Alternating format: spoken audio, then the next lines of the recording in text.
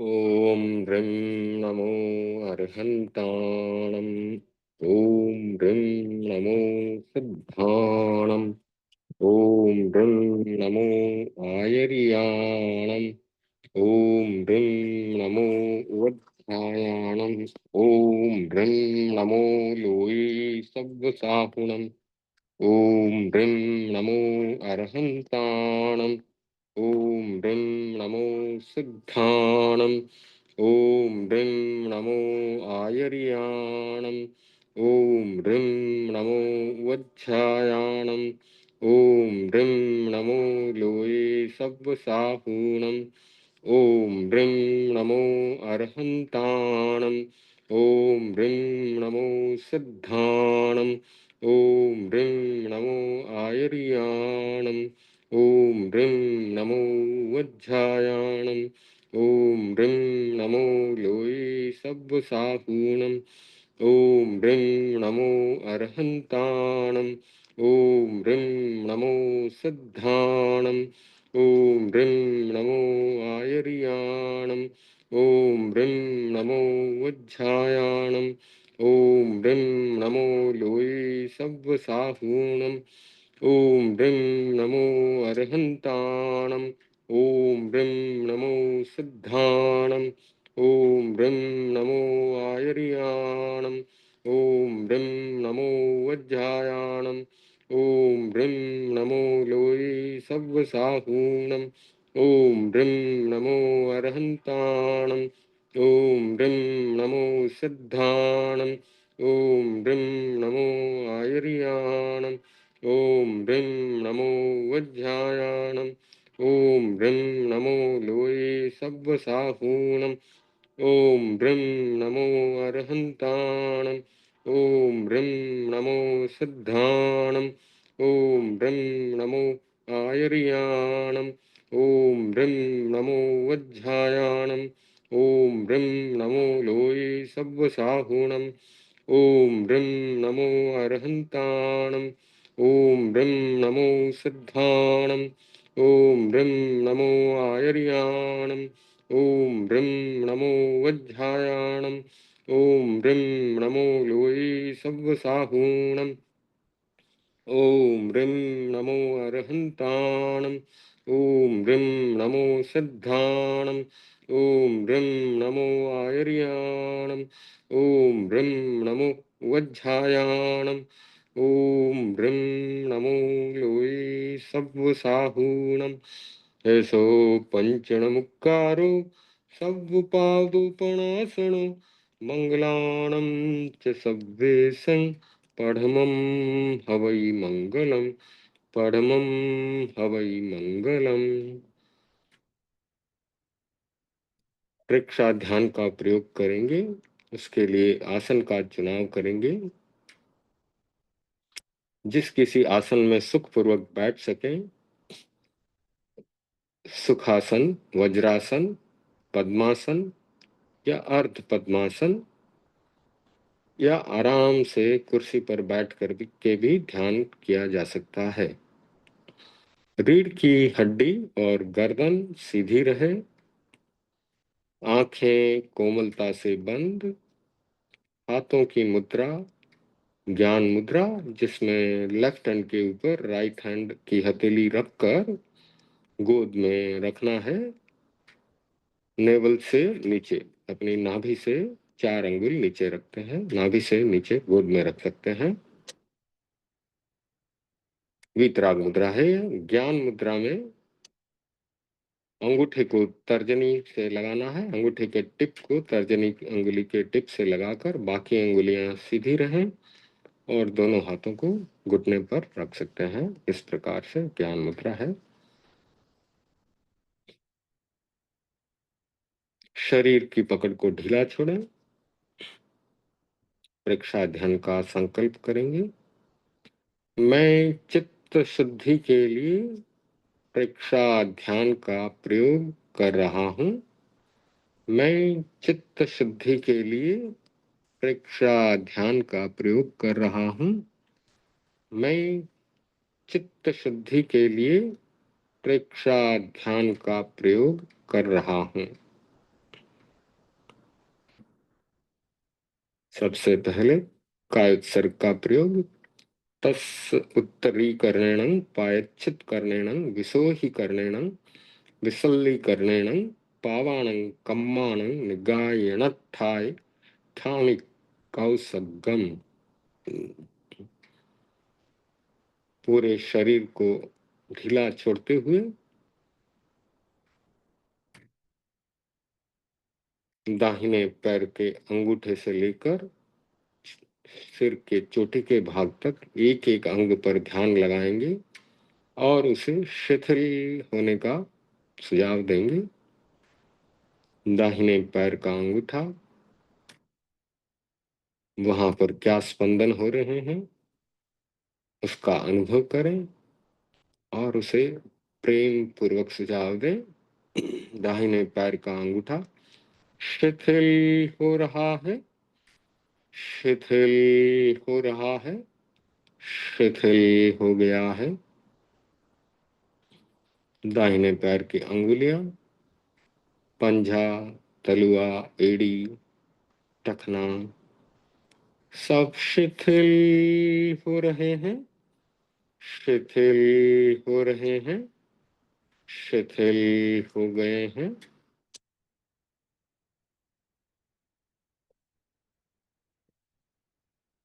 दाहिने पैर की पिंडली, घुटना सब शिथिल हो रहे हैं, शिथिल हो रहे हैं, शिथिल हो गए हैं।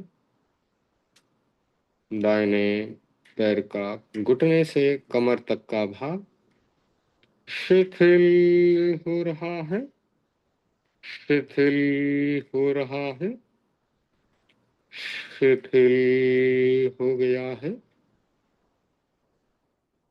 अब अपना ध्यान बाएं पैर के अंगूठे पर लगाएं।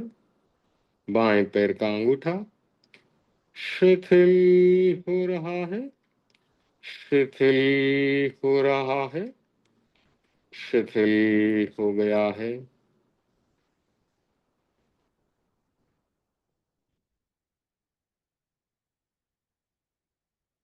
बाएं पैर का पंजा, तलुआ, अंगुलियां, एड़ी, टखना सब शिथिल हो रहे हैं, शिथिल हो रहे हैं, शिथिल हो गए हैं। बाएं पैर की पिंडली, घुटने का भाग सब शिथिल हो रहे हैं, शिथिल हो गए हैं। बाएं पैर का कमर तक का भाग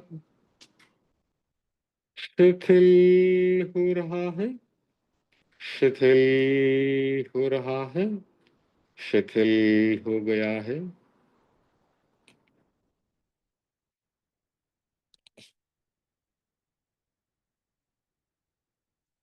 अब अपने कमर के ऊपर के भाग पर ध्यान लगाएंगे।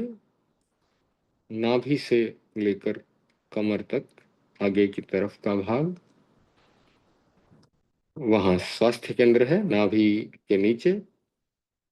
उसमें छोटी आंत, बड़ी आंत, यकृत, प्लीहा, एड्रिनलिन ग्लैंड्स, गोनाड्स सब शिथिल हो रहे हैं।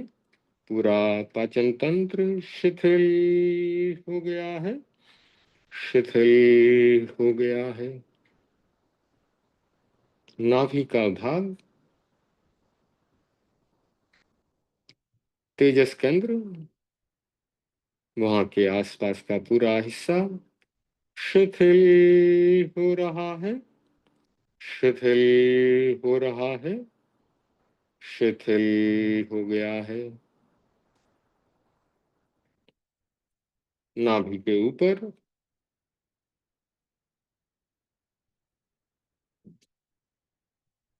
हृदय, दोनों फेफड़े, पसलियां, रिब केज, एल्वियोली, फेफड़े के सब छोटे छोटे भाग, कंधे तक आगे का हिस्सा शिथिल हो रहा है, शिथिल हो गया है। पीठ के भाग पर ध्यान लगाएंगे। पूरी रीढ़ की हड्डी, रीढ़ की हड्डी का अंतिम हिस्सा जो कि शक्ति केंद्र है, सारा स्नायु संस्थान रीढ़ की हड्डी के साथ जुड़ा हुआ, पीठ का पूरा भाग कंधों तक शिथिल हो रहा है, शिथिल हो रहा है, शिथिल हो गया है।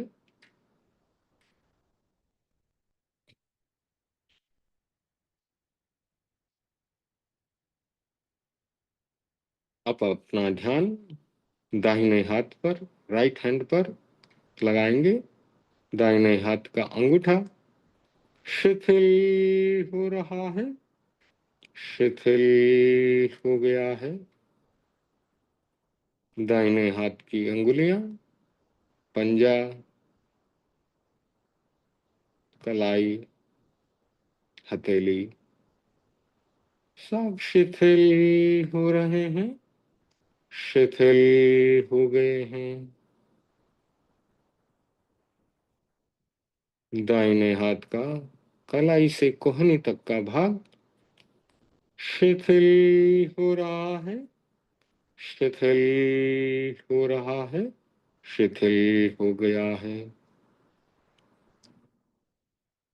दाहिने हाथ का कोहनी से कंधे तक का भाग शिथिल हो रहा है, शिथिल हो गया है। अब अपना ध्यान बाएं हाथ पर लगाएंगे।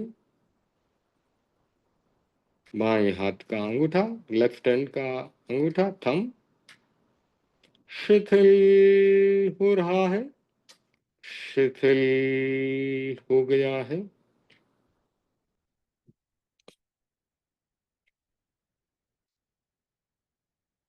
बाएं हाथ की अंगुलियां, हथेली, कलाई, पंजा सब शिथिल हो रहे हैं, शिथिल हो रहे हैं, शिथिल हो गए हैं। बाएं हाथ का कोहनी तक का भाग शिथिल हो रहा है, शिथिल हो गया है।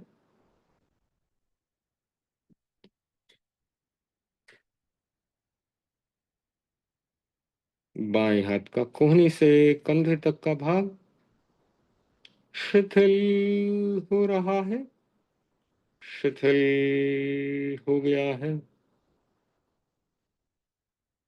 अब अपना ध्यान कंधों के ऊपर लगाएं। दोनों कंधे शिथिल हो रहे हैं, शिथिल हो गए हैं। कंधों के ऊपर गर्दन, गर्दन के भीतर श्वास नलिका, भोजन नलिका, थायराइड ग्लैंड्स, पैराथायराइड ग्लैंड्स, स्वर यंत्र जो कि आवाज जहां से निकलती है, आवाज निकालने के लिए हेल्पफुल है।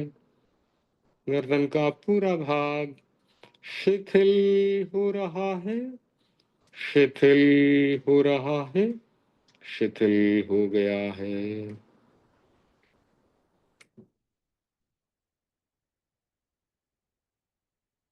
गर्दन के ऊपर ठुड्डी, दोनों गाल, दोनों कान, कानों के भीतर अप्रमाद केंद्र, जिह्वा, जिह्वा के ऊपर ब्रह्म केंद्र, दंत पंक्ति, तालु, उसके ऊपर नासिका, नासिका छिद्र, नाक का अग्रभाग जहाँ प्राण केंद्र है, सब शिथिल हो रहे हैं, शिथिल हो गए हैं। दोनों आंखें जहाँ पर चाक्षुष केंद्र है, भ्रकुटी के बीचों बीच दर्शन केंद्र है, ललाट के बीचों बीच ज्योति केंद्र है। सब शिथिल हो रहे हैं, शिथिल हो रहे हैं, शिथिल हो गए हैं। हाइपोथैलेमस का भाग, फ्रंटल लोबे, दायां मस्तिष्क, बायां मस्तिष्क, चोटी का भाग जहां पर ज्ञान केंद्र है, पीनियल ग्लैंड्स, पिट्यूटरी ग्लैंड्स, सब शिथिल हो रहे हैं, शिथिल हो गए हैं। पूरे शरीर में गहरी शिथिलता का अनुभव करें। Feel the complete relaxation in full body. गहरी शांति का अनुभव, तनाव से मुक्ति का अनुभव। शरीर के अंगों को देखते देखते भीतर पहुंचे, आत्मा तक पहुंचने का प्रयास, क्योंकि आत्मा पूरे शरीर में फैली हुई है। शरीर के ऊपर तेजस शरीर, कार्बन शरीर, औदारिक शरीर, ये सब आत्मा के साथ जुड़े हुए हैं। वहां के प्रकंपनों का अनुभव करते करते आत्मा तक पहुंचने का यह सुंदर प्रयास। शरीर की भिन्नता और आत्मा की भिन्नता का अनुभव करें। आत्मा भिन्न, शरीर भिन्न है। शरीर पुद्गल है, आत्मा चैतन्य स्वरूप है।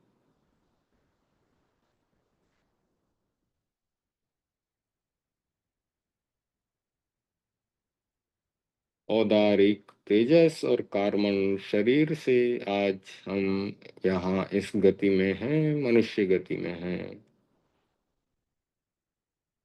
ये सारे शरीर पौद्गलिक हैं, ये अलग हैं, आत्मा अलग है।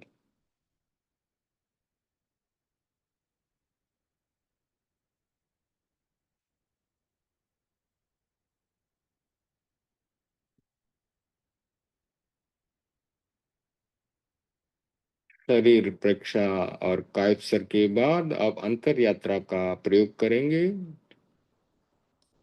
अंतर यात्रा में चोटी के भाग से, ज्ञान केंद्र से श्वास भरते हुए रीढ़ की हड्डी से खाली बाल्टी नीचे उतारनी है और रीढ़ की हड्डी के अंतिम भाग पर उस खाली बाल्टी को शक्तियों से भर के श्वास छोड़ते हुए रीढ़ की हड्डी में से होते हुए ही वापस ऊपर ले जाना है और ज्ञान केंद्र पर शक्तियों को खाली करना है। शक्तियों के ऊर्ध्वारोहण का यह प्रयोग शुरू करेंगे। श्वास भरते हुए ज्ञान केंद्र से खाली बाल्टी नीचे जा रही है, रीढ़ की हड्डी में से होते हुए रीढ़ की हड्डी के अंतिम भाग पर सभी शक्तियों को इकट्ठा करें, बाल्टी में भरें, श्वास छोड़ते हुए उसे ऊपर ले जाएं, रीढ़ की हड्डी में से होते हुए ऊपर ले जाएं और ज्ञान केंद्र पर खाली कर दें।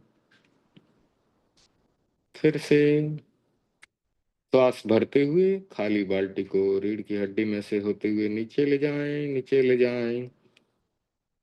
रीढ़ की हड्डी के अंतिम छोर से शक्तियों को बाल्टी में भरें और श्वास छोड़ते हुए उसे रीढ़ की हड्डी से होते हुए ऊपर ले जाएं, ऊपर ले जाएं और ज्ञान केंद्र पर उसको खाली कर दें। एक बार फिर से प्रयोग को दोहराएंगे। श्वास भरते हुए ज्ञान केंद्र से खाली बाल्टी नीचे जा रही है, रीढ़ की हड्डी में से होते हुए रीढ़ की हड्डी के अंतिम भाग पर शक्तियों को बाल्टी में भरें, श्वास छोड़ते हुए उसे ऊपर उठाएं, रीढ़ की हड्डी में से होते हुए खाली बाल्टी, भरी हुई बाल्टी को ऊपर ले जाएं और ज्ञान केंद्र पर खाली कर दें। एक बार, अंतिम बार और एक बार और श्वास भरते हुए ज्ञान केंद्र से खाली बाल्टी नीचे जा रही है, रीढ़ की हड्डी से होते हुए रीढ़ की हड्डी के अंतिम भाग पर शक्ति केंद्र से सारी शक्तियों को बाल्टी में भरें। भरी हुई बाल्टी को श्वास छोड़ते हुए रीढ़ की हड्डी में से होते हुए ऊपर ले जाएं, ऊपर ले जाएं और ज्ञान केंद्र पर चोटी के भाग पर खाली कर दें।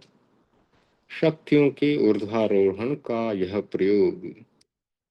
शक्तियां अगर रीढ़ की हड्डी के अंतिम भाग पर शक्ति केंद्र पर हैं तो कामनाओं को बढ़ावा देती है, वासना को बढ़ावा देती हैं, संसार को बढ़ाती हैं। यही शक्तियां ज्ञान केंद्र पर जाकर ज्ञान का विकास करती हैं, इसलिए शक्तियों के ऊर्ध्वारोहण का यह प्रयोग किया जाता है। अब अपने चित्त को हम नाक के अग्रभाग पर लगाएंगे और आते जाते श्वास को देखेंगे। जिस प्रकार चौकीदार बैंक या दुकान के बाहर बैठा रहता है, उसी प्रकार अपने चित्त को नाक के अग्रभाग पर, टिप ऑफ द नोज पर स्थिर करें और जैसे चौकीदार आते जाते ग्राहक को देखता है, उसी प्रकार श्वास को आते जाते देखें। श्वास आ रहा है और श्वास जा रहा है। पूरा ध्यान श्वास पर रहे, नाक के अग्रभाग पर रहे।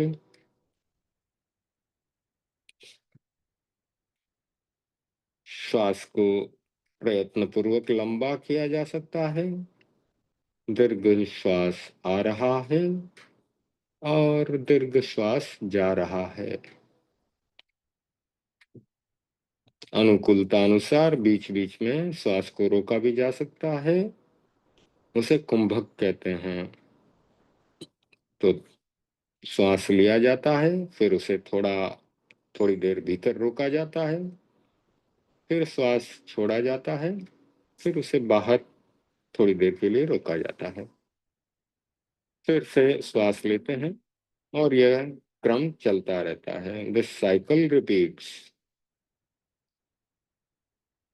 श्वास धीमे धीमे लें, लंबा करें उसे प्रयत्न पूर्वक। पूरा ध्यान श्वास पर रहे।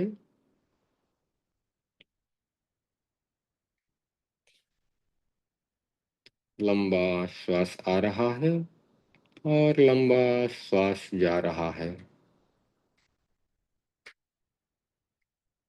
श्वास एक न्यूट्रल आलंबन है और हर समय हमारे साथ है। जब तक जीवन है तब तक श्वास है। इसलिए श्वास पर ध्यान कहीं पर भी बैठकर लगाया जा सकता है।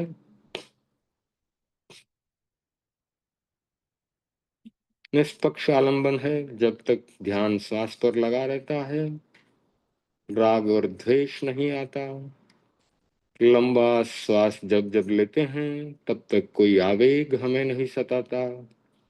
क्रोध, मान, माया, लोभ, भय, शोक, जुगुप्सा कुछ भी हमें नहीं सताता है।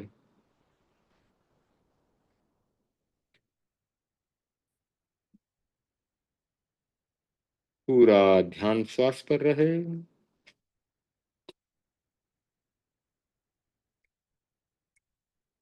लंबा श्वास आ रहा है, लंबा श्वास जा रहा है।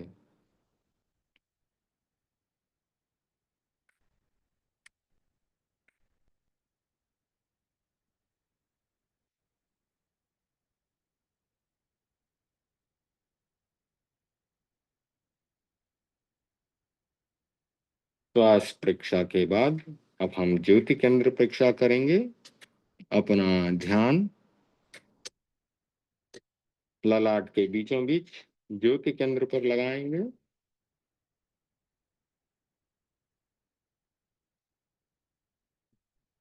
ललाट के बीचों बीच जहाँ तिलक करते हैं वहां पर चमकते हुए चंद्रमा का ध्यान करेंगे। चंद्रमा की श्वेत किरणें ललाट के बीचों बीच पड़ रही हैं।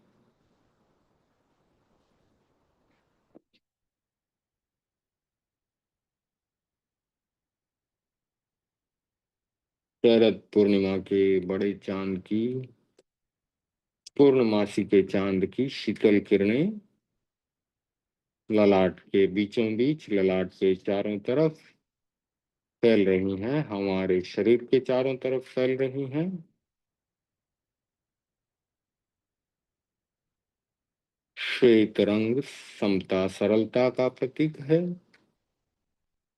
चंद्रमा की शीतल किरणें श्वास के साथ भीतर जा रही हैं, श्वास के साथ बाहर आ रही हैं। हमारे जीवन में भी शांति, सरलता, समता, सहिष्णुता को ला रही हैं।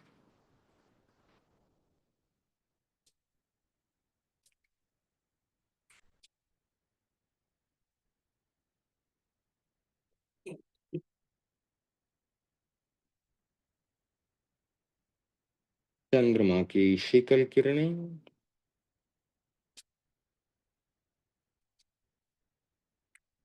धवल शुक्ल रंग की किरणें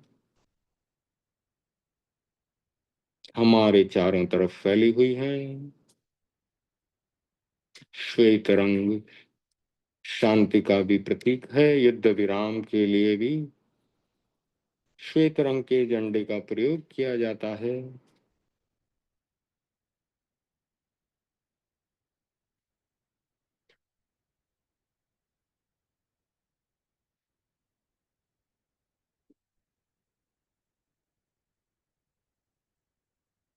श्वेत रंग शुक्ल लेशिया का भी प्रतीक है।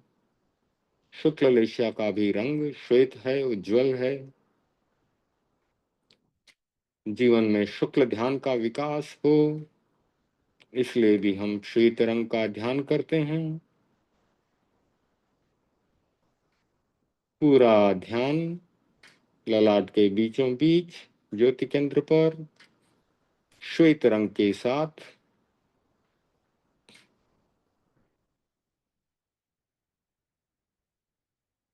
संपिक्खई अपग मप्पयेणं।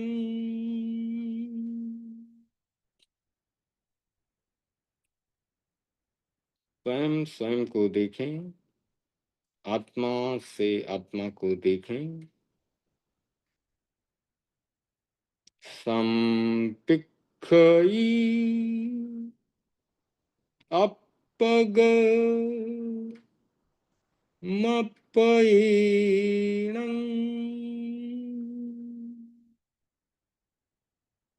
स्वयं स्वयं को देखें, आत्मा से आत्मा को देखें। ज्ञाता दृष्टा भाव का विकास करें, जो कि आत्मा का मूल स्वभाव है, सिर्फ देखना और जानना। संपिक्खई अपग मप्पयेणं।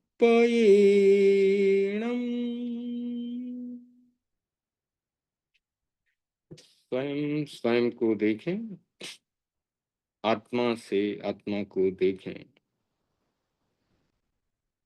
अपना सच में से जा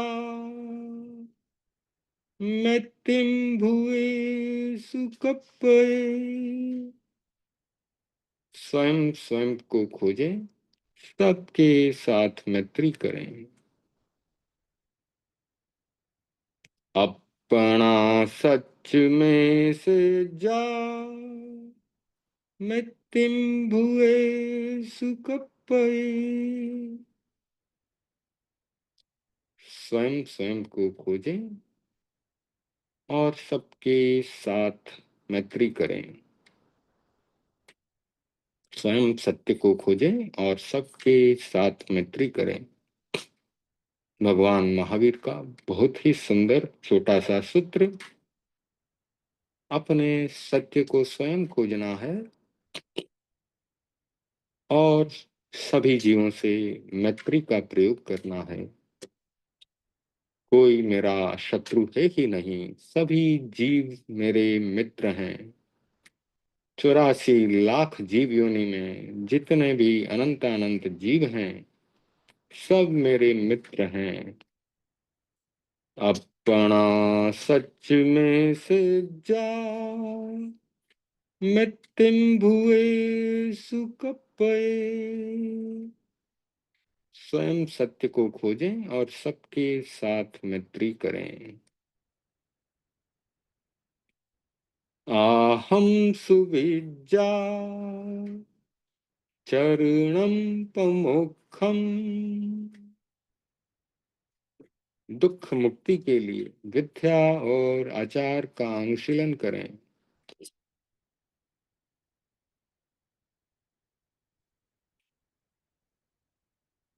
आहम सुविज्जा चरणम पमोक्षम। दुख मुक्ति के लिए विद्या और आचार का अनुशीलन करें। सभी जीव सुखी बनना चाहते हैं और भगवान ने लिए सुखी बनने के लिए छोटा सा सूत्र दिया। बहुत ही सुंदर सूत्र। दुखों से कैसे मुक्त हों?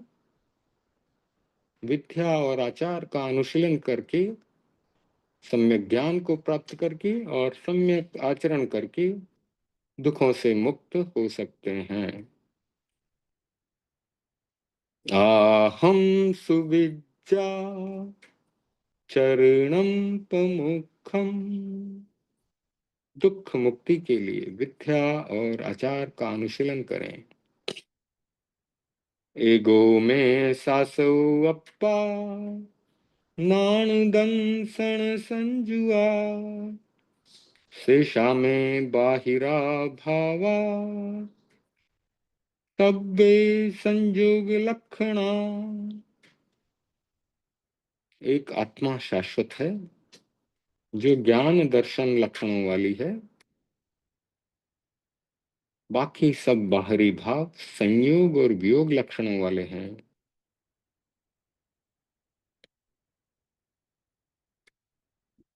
एगो में सासो अप्पा नाण दंसन संजुआ।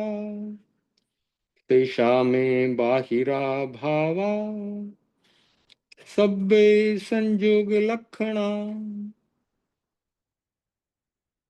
एक आत्मा शाश्वत है जो कि ज्ञान दर्शन लक्षणों वाली है। बाकी सब बाहरी भाव संयोग और वियोग लक्षणों वाले हैं। जिसका संयोग होगा उसका वियोग निश्चित है। ये शरीर का भी आत्मा से संयोग हुआ है, उसका भी वियोग निश्चित है। जब आयुष्य कर्म पूरा हो जाएगा ये शरीर भी छूट जाएगा। एगो में सासो अप्पा नान दंसन संजुआ। शेषा में बाहिरा भावा सब्बे संयोग लक्षणा। एक मेरी आत्मा शाश्वत है जो ज्ञान दर्शन लक्षणों वाली है। शेष सभी बाहरी भाव संयोग और वियोग लक्षणों वाले हैं।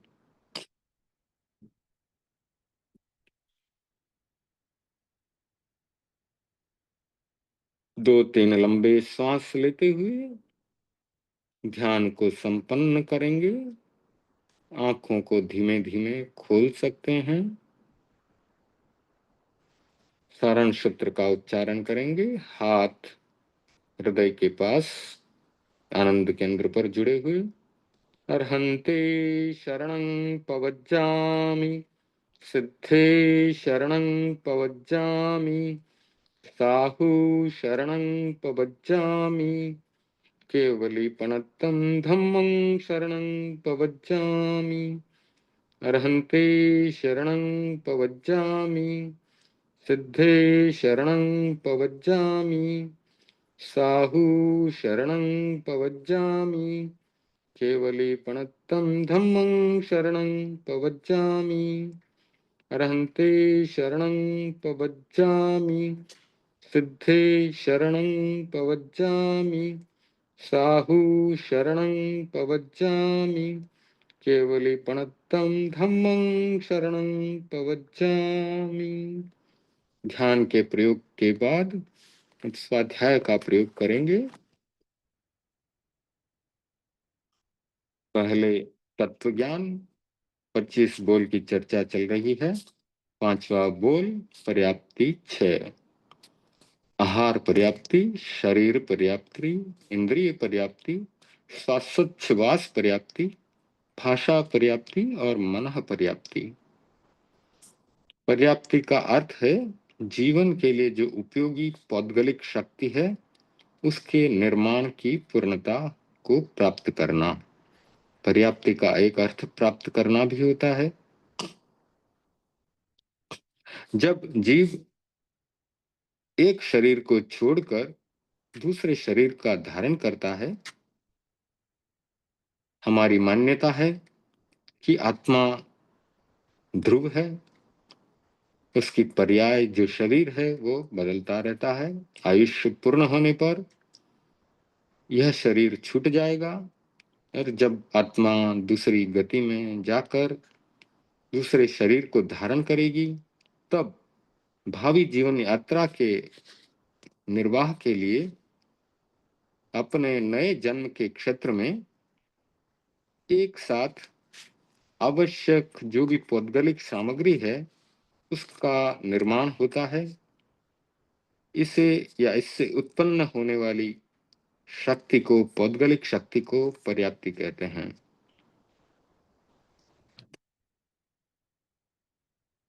छह पर्याप्तियां जो हैं उनका प्रारंभ काल एक होता है, परंतु उनकी पूर्णता क्रमशः होती है, इसलिए यह क्रम रखा गया है।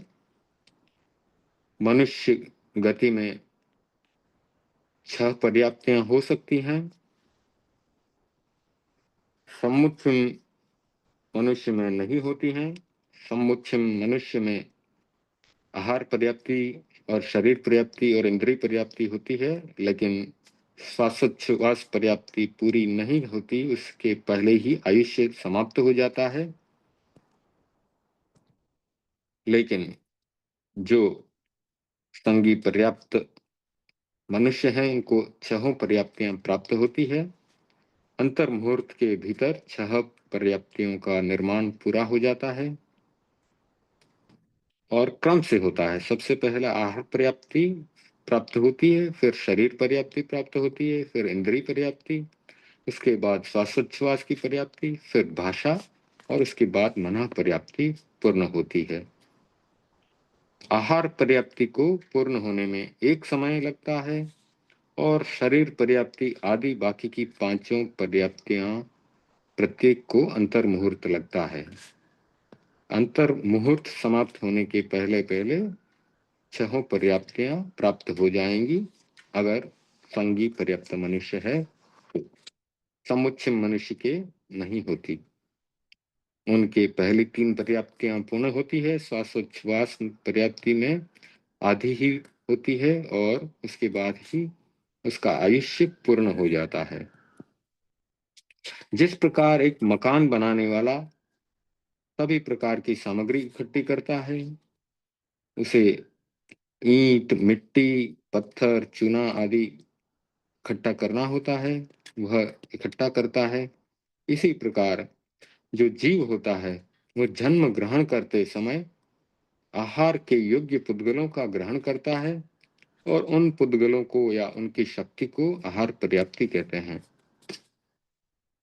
आहार पर्याप्ति में सब पर्याप्तियों के योग्य पुद्गल ग्रहण किए हुए होते हैं। जैसे ही आहार पर्याप्ति के पुद्गल ग्रहण कर लिए, उनसे दूसरी पर्याप्तियों को बनाया जा सकता है। जैसे मकान बनाने के लिए कहीं कहीं पे लकड़ी के खंभों का प्रयोग होता है, कपाट बनाने के लिए अमुक वस्तु का प्रयोग होता है, पत्थर, पट्टियां, दीवार के योग्य और भी ईंटें, चूना आदि तो उस प्रकार की सारी सामग्री जो है इकट्ठी हो जाती है। इन सब के समान जो है हम तुलना कर सकते हैं, वो है शरीर पर्याप्ति।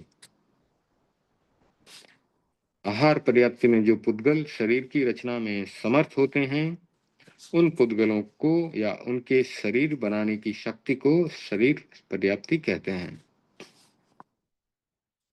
फिर दीवारें या कमरा बनाने के समय उनमें प्रवेश और निकाल के लिए जो खिड़कियां रखी जाती हैं, दरवाजे बनाए जाते हैं, घर के समान आकार वाली शरीर पर्याप्ति में दरवाजों के समान इंद्रिय पर्याप्ति है। परोक्ष ज्ञान वाली आत्मा बाह्य इंद्रियों के द्वारा ही वस्तुओं का ज्ञान कर सकती है।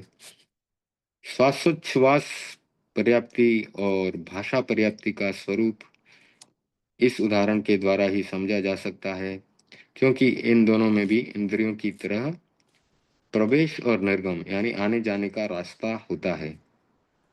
श्वास भी लिया जाता है और छोड़ा भी जाता है। भाषा के पुद्गल भी लिए जाते हैं और छोड़े भी जाते हैं।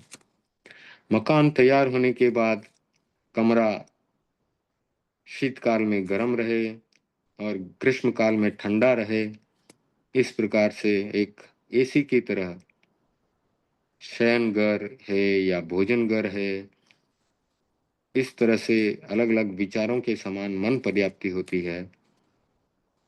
मन पर्याप्ति ऐसी है जो कि छोड़ने योग्य है वस्तुओं का परित्याग कर सकती है एवं ग्रहण करने योग्य उपादेय वस्तुओं को स्वीकार कर सकती है।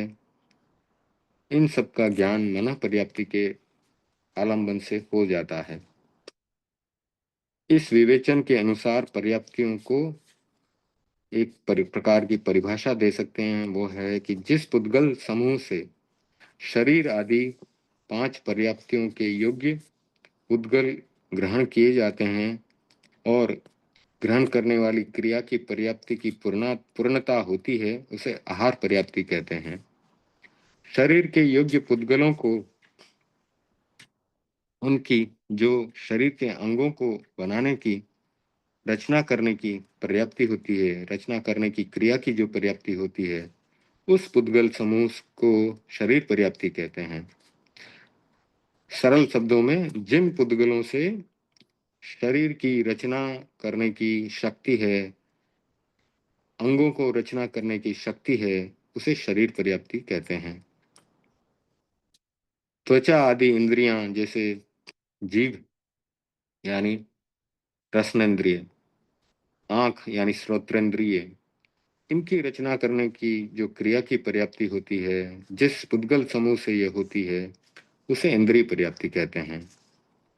श्वासोच्छ्वास के योग्य पुद्गलों का ग्रहण करना, उत्सर्ग करना यानी उनको लेना और छोड़ना, उसके लिए उस क्रिया की जो पर्याप्ति होती है, उसकी जो शक्ति है, उस जिस पुद्गल समूह से वह प्राप्त होती है, उसे श्वासोच्छ्वास पर्याप्ति कहते हैं। भाषा के योग्य जो पुद्गलों का ग्रहण और उत्सर्ग यानी छोड़ने की प्रक्रिया होती है, लेने और छोड़ने की जो क्रिया की पर्याप्ति होती है, वह जिस पुद्गल समूह से होती है, उसे भाषा पर्याप्ति कहते हैं। मन के भी पुद्गल होते हैं। मन के योग्य पुद्गलों को लेने छोड़ने की क्रिया की जो पर्याप्ति होती है और जिस पुद्गल समूह से वह होती है, उसे मनः पर्याप्ति कहते हैं। तो ये पर्याप्तियां पौद्गलिक शक्ति है, पुद्गलों के समूह से होती हैं और उन पुद्गलों को हम ग्रहण करते हैं और फिर उनका उपयोग करके उनको छोड़ देते हैं। पर्याप्तियों के पूर्ण होने के बाद उनसे जीवों को क्या लाभ होता है? आहार पर्याप्ति के द्वारा जीव प्रति समय आहार करने की क्रिया करता है। आहार जो हम करते हैं, रोम से भी करते हैं और कवल आहार भी करते हैं और जब जन्म लेते हैं उस समय ओज आहार को भी ग्रहण करते हैं। ओज आहार जो है एक ही बार ग्रहण किया जाता है और शरीर जब जब नया जीव जब उत्पन्न होता है, जब उसका शरीर बनना शुरू होता है, उस समय जैसे गर्भ धारण के समय पहले समय में ओज आहार ग्रहण कर लिया जाता है जीव के द्वारा और वो एक ही बार ग्रहण किया जाता है जब तक आयुष्य है तब तक वह ओज आहार चलता है। फिर अगले जन्म में फिर से वो ओज आहार ग्रहण किया जाएगा। तो ओज आहार एक ही बार जीवन में ग्रहण किया जाता है। रोम आहार होता है वो हमारे रोम छिद्रों से लिया जाता है। और कबल आहार जो है हम मुंह से जो ग्रहण करते हैं वो कबल आहार है। तो रोम आहार तो प्रति समय हर समय लिया जाता है। कबल आहार जब हमें भूख लगती है तब हम लेते हैं। तो प्रति समय आहार करने की क्रिया जीव करता रहता है। तो अपने योग्य आहार के योग्य पुद्गलों को ग्रहण करता है और उसके द्वारा ही ग्रहित जो आहार है वह खल यानी असार मल मूत्र रूप में भी परिणत होता है और सार यानी रस रूप में भी परिणत होता है। शरीर पर्याप्ति के द्वारा उस आहार को 7 धातुओं में बदला जाता है। शरीर में जो मांस है, खून है, ये सब धातुएं हैं, हड्डी वगैरह, उनमें उसका वीर्य है। और इस प्रकार से 7 धातुओं को बताया गया है, मज्जा आदि। तो वो 7 धातुओं के रूप में आहार जो है परिणमन करता है। इंद्रिय पर्याप्ति इंद्रिय के विषयों को जानने में सहायक होती है। श्वासोच्छ्वास की क्रिया, बोलने की क्रिया, आलोचना की क्रिया क्रमशः श्वासोच्छ्वास पर्याप्ति, भाषा पर्याप्ति और मन पर्याप्ति की सहायता से होती है। श्वासोच्छ्वास पर्याप्ति से श्वास लिया जाता है, छोड़ा जाता है। भाषा के पुद्गलों से भाषा पर्याप्ति की शक्ति से भाषा पुद्गलों को ग्रहण करते हैं, छोड़ते हैं, बोलने की क्रिया उससे होती है। मन की पर्याप्ति की सहायता से चिंतन होता है, आलोचन होता है, मनन होता है। तो पर्याप्ति प्राणी का एक विलक्षण लक्षण है। प्राणी के सिवाय यह लक्षण अन्यत्र कहीं भी नहीं मिलता और कहीं भी नहीं मिलता। पर्याप्तियों के द्वारा प्राणियों में विभिन्न पुद्गलों का ग्रहण, परिणमन और उत्सर्ग होता रहता है। आहार पर्याप्ति के द्वारा आहार के योग्य पुद्गलों को लेते हैं, उन्हें आहार के रूप में परिणत करते हैं, चेंज करते हैं और असार पुद्गलों को वापस छोड़ देते हैं।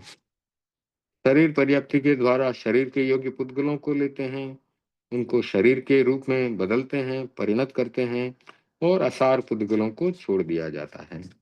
इंद्रिय पर्याप्ति के द्वारा भी इंद्रिय के योग्य पुद्गलों को लिया जाता है, उनको इंद्रिय के रूप में परिणत करते हैं, बदलते हैं और असार पुद्गलों को छोड़ देते हैं। श्वासोच्छ्वास पर्याप्ति के द्वारा श्वासोच्छ्वास के योग्य पुद्गलों को लिया जाता है, श्वासोच्छ्वास के रूप में उनको बदला जाता है और असार पुद्गलों को छोड़ दिया जाता है। भाषा पर्याप्ति के द्वारा भाषा के पुद्गलों को लेते हैं, उनको भाषा के रूप में बदलते हैं, परिणत करते हैं और असार पुद्गलों को हम छोड़ देते हैं। फिर मन पर्याप्ति के द्वारा मानस यानी विचारों के योग्य पुद्गलों को लिया जाता है, मन के रूप में उनको मन के विचारों के रूप में उनको परिणत करते हैं और असार पुद्गलों को छोड़ देते हैं। इस प्रकार से आज ये 6 पर्याप्तियों का जो है हमने स्वाध्याय किया और आगे फिर 7वां जो बोल है, 6ठा जो बोल है वो अगले स्वाध्याय में लेंगे। अब हम भगवान अजितनाथ का स्वाध्याय करेंगे, उनके जीवन चरित्र को पढ़ेंगे और देखेंगे उनके जीवन चरित्र के बारे में। तो भगवान श्री अजितनाथ, उनको वंदन करते हुए, जैन दर्शन का विश्वास आत्मवाद में है। हमारी आत्मा ध्रुव है और अनेक पर्यायों में परिवर्तन उसका होता रहा है, आगे भी हो सकता है। जितने भी तीर्थंकर होते हैं वे सब साधना के माध्यम से ही तीर्थंकरत्व की भूमिका को प्राप्त करते हैं। आत्मा अपनी सजगता और सक्रियता से कर्म मुक्त होकर के परमात्मा बनती है। साधना के द्वारा कर्मों को क्षय करके और मोक्ष पर जाकर मोक्ष को प्राप्त करके वह परमात्मा रूप को प्राप्त कर लेती है, शुद्ध आत्मा के स्वरूप को प्राप्त कर लेती है। परमात्मा कभी सकर्म आत्मा नहीं बनती। जिस आत्मा के साथ कर्म लगे हुए हैं वह आत्मा कभी भी मोक्ष नहीं प्राप्त करेगी। जब कर्मों का पूर्ण रूप से क्षय हो जाएगा तभी मोक्ष को हम प्राप्त कर पाएंगे। तो अणु से पूर्ण की ओर जो गति होती है, किंतु पूर्ण से अणु की ओर गति नहीं होती। यानी जिस आत्मा ने मोक्ष को प्राप्त कर लिया, परमात्म पद को प्राप्त कर लिया, वह वापस इस संसार में नहीं आएगा। हमारी मान्यता, जैन धर्म की मान्यता है कि अवतारवाद में हम विश्वास नहीं करते। भगवान मुक्त हो चुके हैं, वह फिर से संसार में नहीं आते, क्योंकि कर्म से जब मुक्त हो गए तो फिर से जीवन लेने का कोई औचित्य नहीं रहता। जब तक कर्म शरीर आत्मा के साथ लगा हुआ है, आयुष्य कर्म बंधा हुआ है, तब तक ये जीवन चलता है। आयुष्य कर्म फिर से बंधेगा अगले जीवन के लिए, तो फिर से आत्मा कोई नए रूप में जो है जन्म लेगी। और अगर आयुष्य कर्म नहीं बंधा, सभी कर्मों को क्षय कर दिया, तो हम मोक्ष में पहुंच जाएंगे, हमारी आत्मा फिर मुक्त हो जाएगी। अब अजितनाथ भगवान का पूर्व भव, उसके बारे में पढ़ते हैं। दूसरे तीर्थंकर भगवान अजितनाथ ने अपने पूर्व जन्म में घोर तपस्या की थी। जम्बू द्वीप के महाविदय क्षेत्र की सीता नदी के दक्षिण तट पर वत्स नामक देश में सुसीमा नगरी थी। वहां के सम्राट विमल वाहन के भव में उन्होंने बहुत ही विरक्ति का जीवन बिताया था। विपुल भोग सामग्री के बावजूद उनका जीवन वासना से उपरत था। काम भोगों में बिल्कुल नहीं उलझे थे, वे एकदम विरक्त रहते थे। आचार्य अरिदमन का संपर्क पाने के बाद वे साधना के लिए और भी कृत संकल्प हो गए। पुत्र का राज्याभिषेक कर स्वयं गुरु चरणों में प्रव्रजित हो गए, दीक्षा ले ली। दीक्षित होने के बाद विमल वाहन मुनि तप में लीन हो गए। एकावली, रत्नावली, लघु सिंह, महासिंह, विक्रीडित जैसी कठोरतम तपस्याएं की। ये बहुत कठोर तपस्याएं हैं। इनमें लंबे समय के तपस्या चलती है और बहुत कम समय पारने का मिलता है। जैसे एक दिन का उपवास किया फिर पारना किया, फिर 2 दिन का उपवास किया फिर पारना किया, फिर 3 दिन का उपवास किया फिर पारना किया, फिर 4 दिन का उपवास किया फिर पारना किया, फिर 5 दिन का उपवास किया फिर पारना किया। यानी उपवास का दिन बढ़ता जाएगा, पारने का दिन कम होता जाएगा। ऐसे 6, 7, 8 करते करते फिर वापस नीचे लाएंगे, फिर वापस ऊपर चढ़ेंगे। ऐसे क्रम से जो है साधना चलती रहती है, बहुत कठोर साधना चलती है। तपस्या के साथ ध्यान, स्वाध्याय, सेवा आदि कर्म निर्जरा के अनेक साधन उन्होंने अपनाए। भगवान ने 12 प्रकार की निर्जरा बताई है। उसमें ध्यान, स्वाध्याय, मौन और उपवास आदि कई प्रकार का निर्जरा का विधान भगवान ने बताया है। अनशन, उणोदरी, भिक्षाचरी, रस परित्याग, काय क्लेश, फिर विनय, वैयावृत्य, स्वाध्याय, ध्यान, वित्सर्ग, इस प्रकार से आदि आदि 12 प्रकार की निर्जरा के उपाय हमें भगवान ने बताए हैं। तो हमें जिसमें अच्छा लगे, जिसमें हमारी रुचि हो, उसमें हम आगे बढ़ सकते हैं। किसी को उपवास या तपस्या आसानी से हो सकती है, वो उपवास करके आगे बढ़ सकता है। किसी को स्वाध्याय अच्छा लगता है, वह स्वाध्याय करके अपने कर्मों की निर्जरा कर सकता है। किसी को ध्यान अच्छा लगता है, वो ध्यान करके अपने जीवन को साधना के मार्ग पर आगे बढ़ा सकता है।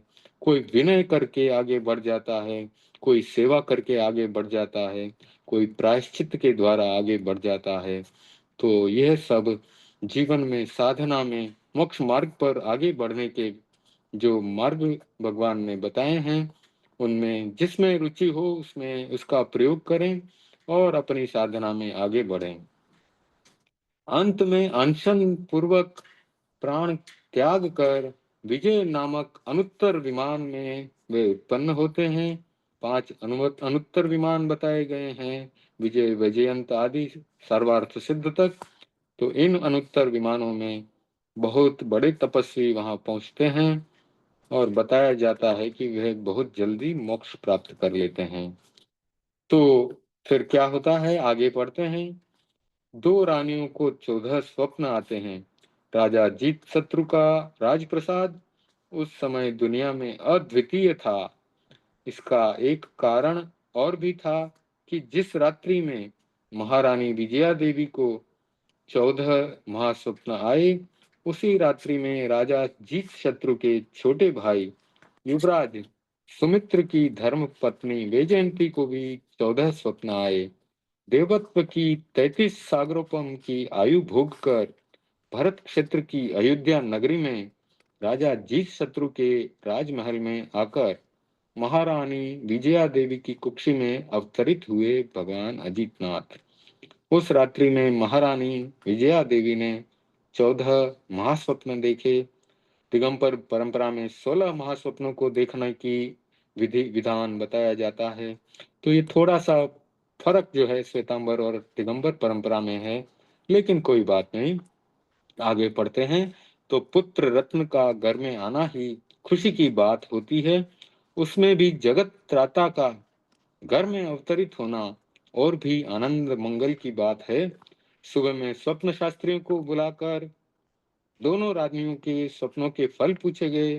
स्वप्न शास्त्री चकित थे कि एक साथ दो रानियों को 14 महास्वप्न कैसे आए। काफी विचार विमर्श के बाद वे इस निष्कर्ष पर पहुंचे कि एक तीर्थंकर और एक चक्रवर्ती का जन्म होना चाहिए। समुचे परिवार में हर्ष का वातावरण छा गया। दोनों महारानियां सावधानी से गर्भ का पालन करने लगी। जन्म। भगवान का जन्म कल्याणक माघ शुक्ला अष्टमी की मध्य रात्रि की मंगल बेला में गर्भ काल पूरा होने पर सुख पूर्वक भगवान का जन्म हुआ। 64 इंद्र एकत्रित हुए। राजा ने जन्मोत्सव मनाया। इस अवसर पर सब कैदियों को मुक्त कर दिया गया। घर घर में आनंद का वातावरण छा गया। 11 दिनों तक राजकीय उत्सव मनाया गया। नामकरण का संस्कार होता है। फिर नामकरण के दिन पारिवारिक प्रीति भोज का आयोजन किया गया। जैसे हम यहाँ पर किसी के जन्मोत्सव को मनाने के लिए पार्टी का आयोजन करते हैं, वैसे उस समय में परिवार जनों को बुलाकर प्रीति भोज का आयोजन किया गया।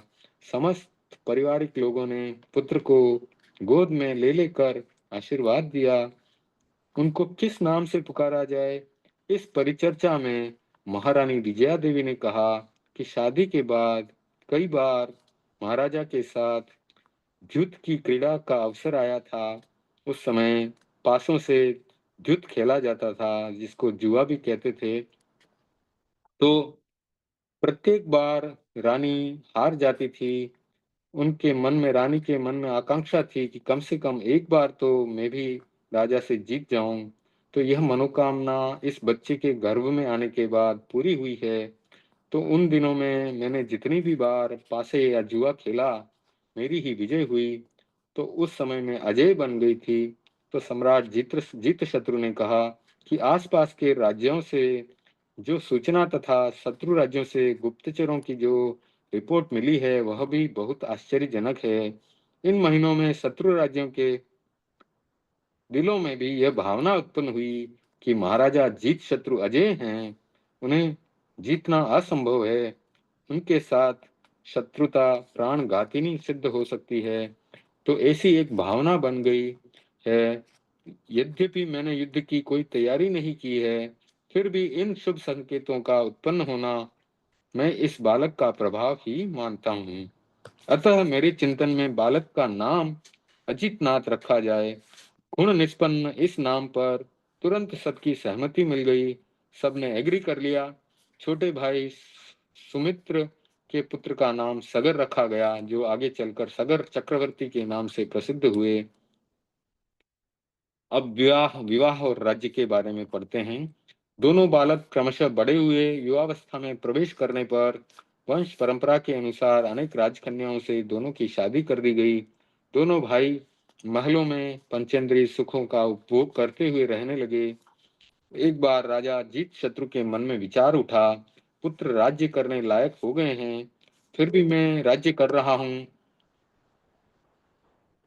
यह मेरा प्रमाद है। मुझे अब शीघ्र राज्य छोड़कर साधना में लग जाना चाहिए। इसी निर्णय के साथ अपने छोटे भाई युवराज सुमित्र को बुलाकर राज्य का भार उन्हें देना चाहा, किंतु सुमित्र ने मना कर दिया। तब उन्होंने अपने पुत्र अजितनाथ का राज्याभिषेक किया और स्वयं युवराज सुमित्र के साथ दीक्षित होकर उत्कृष्ट साधना में लग गए। तो इस प्रकार से अजितनाथ भगवान के राज्य संचालन से प्रजा बड़ी सुखी थी। राज्य में किसी भी वस्तु का अभाव नहीं था। जनता अत्यंत चैन से जीवन यापन कर रही थी। सबके हृदय में अजितनाथ भगवान के प्रति गहरी एकात्मकता थी। दीक्षा का प्रतिबोध। अब 71 लाख पूर्व समय तक घर में रहने के बाद भोगावली कर्म क्षीण हुए और प्रभु का अंतर्मन साधना के लिए उद्धत बना। यह जानकर लोकांतिक देव आए। 9 प्रकार के लोकांतिक देव होते हैं और रस्म के तौर पर राजा अजितनाथ को प्रतिबोध दिया। प्रत्येक तीर्थंकर वैसे तो स्वयं बुद्ध होते हैं, किंतु लोकांतिक देव उन्हें दीक्षा से 1 वर्ष पूर्व आकर उनको याद दिलाते हैं, उनको प्रतिबोध देने आते हैं। उनके आने के बाद ही तीर्थंकर जो है अभिनिष्क्रमण की तैयारी करते हैं। अब उस अभिनिष्क्रमण की तैयारी में क्या होता है इसके बारे में पढ़ते हैं। राज्य का त्याग और वर्षी दान। अजितनाथ भगवान ने अपने चचेरे भाई सगर को राज्य संचालन का भार सौंपा और स्वयं ने वर्षी दान प्रारंभ कर लिया। वर्षी दान की व्यवस्था सदैव देवता ही करते हैं। जो इतने सोने या स्वर्ण मुद्राएं या स्वर्ण के यव होते हैं, उनका जो दान किया जाता है वे सब भंडार में देवता भर देते हैं। भरत क्षेत्र में कहीं पर भी गड़ा हुआ स्वामी विहीन जो स्वर्ण होता है उसे निकाल कर उसे जौ के आकार का बनाकर रात्रि में भंडार भर दिया जाता है। इन स्वर्ण यवों को सोनैया कहा जाता है और सोनैये के एक तरफ तीर्थंकर की माता का नाम तथा दूसरी तरफ पिता का नाम अंकित रहता है और भगवान दीक्षा से पूर्व उन सोनैयों का दान वर्ष भर प्रतिदिन 1 पहर तक करते हैं। यानी पूरे वर्ष भर 1 प्रहर यानी 3 घंटे तक जो भी याचक आएगा भगवान के पास उसको उन सोने के यवों का सोनैयों का दान दिया जाता है। इस 1 पहर में एक दिन में 1 पहर में 1 करोड़ 80 लाख सोनैयों का दान होता है और इसका उद्देश्य है जन साधारण में दीक्षा से पूर्व ही भगवान का वैशिष्ट्य स्थापित करना कि एक विशेष जीव जो है दीक्षा लेने जा रहा है जो आगे चलकर तीर्थंकर बनेगा। तो इस बहाने अनेक परिचित अपरिचित व्यक्तियों से साक्षात्कार हो जाता है। इस दान को अमीर गरीब सभी ग्रहण करते हैं। इसकी सारी व्यवस्था देवों के हाथ में रहती है। तीर्थंकर तो सिर्फ परंपरा के निर्वाह के लिए नायक मात्र होते हैं। नायक यानी हीरो। तो हमारे नायक स्पिरिचुअल नायक तो वास्तव में तीर्थंकर भगवान ही हैं, क्योंकि वही धर्म का प्रवर्तन करते हैं, वही हमें धर्म के मार्ग पर मोक्ष के मार्ग पर आगे बढ़ाते हैं। तो अभी भगवान महावीर का शासन चल रहा है और इस शासन में अनेक अनेक साधु संत अनेक अनेक श्रावक श्राविका अपने साधना के मार्ग पर आगे बढ़ करके मोक्ष मार्ग पर आगे बढ़ रहे हैं। तो उस समय भगवान अजितनाथ ने भी उस परंपरा का पालन किया और 1 वर्ष तक वर्षी दान दिया। इस अवधि में कुल 3 अरब 88 करोड़ 80 लाख सोनैयों का दान किया गया। यानी एक दिन में 1 करोड़ और 80 लाख होता है, तो वर्ष में जितने भी दिन होते हैं 365 या जो भी उससे गुणा करने पर यह संख्या आती है 3 अरब 88 करोड़ और 80 लाख सोनैये। इतने सोनैयों का भगवान ने दान किया। अब दीक्षा के बारे में आगे पढ़ते हैं। वर्षी दान के बाद जब अजितनाथ भगवान दीक्षा के लिए तत्पर हुए तो राजा सगर ने भगवान का दीक्षा महोत्सव किया। 64 इंद्र फिर से एकत्रित हुए। ये 64 इंद्र कौन से होते हैं इसके बारे में भी अगली बार चर्चा करेंगे हम, क्योंकि आपको पता ही है जंतर देव होते हैं, ज्योतिष्क देव होते हैं, वैमानिक देव होते हैं और भवनपति देव भी होते हैं। तो भवनपति देवों के भी इंद्र होते हैं, 10 प्रकार के भवनपति देव हैं, तो उनके उत्तर और दक्षिण करके ऐसे 20 इंद्र होते हैं। फिर जो व्यंतर देव होते हैं उनके 2 प्रकार होते हैं, व्यंतर और वाण व्यंतर। व्यंतरों में 8 प्रकार, उनमें भी उत्तर और दक्षिण में करके 16 प्रकार।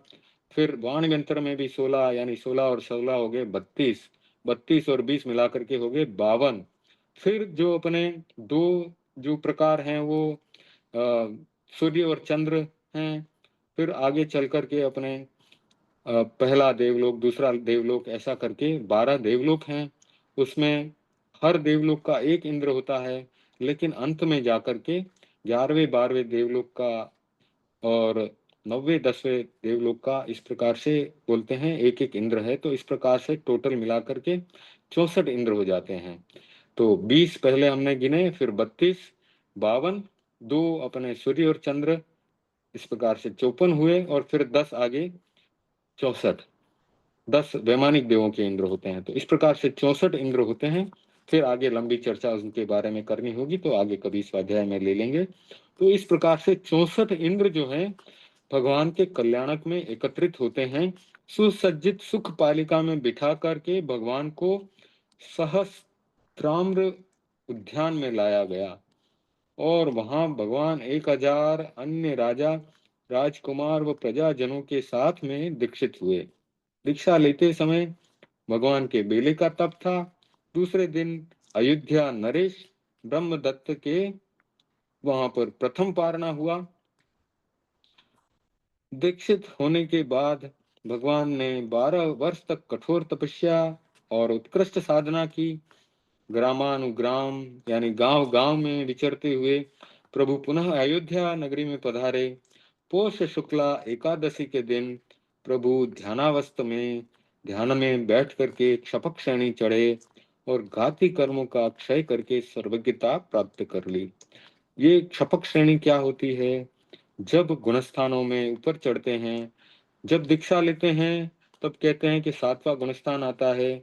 श्रावक जो भी व्रती श्रावक होते हैं उनके 5वां गुणस्थान होता है। जिन्होंने व्रत नहीं लिया है लेकिन सम्यक्त्वी हैं, वो चौथे गुणस्थान में होते हैं। तो इस प्रकार से गुणस्थानों का क्रम होता है। सम्यक्त्वी चौथे गुणस्थान में, मिथ्यात्वी का पहला गुणस्थान, सम्यक्त्वी का चौथा, फिर व्रती सम्यक्त्वी है, श्रावक बन गया है तो 5वां, साधु संतों का 6ठा 7वां, ऐसे चलता है।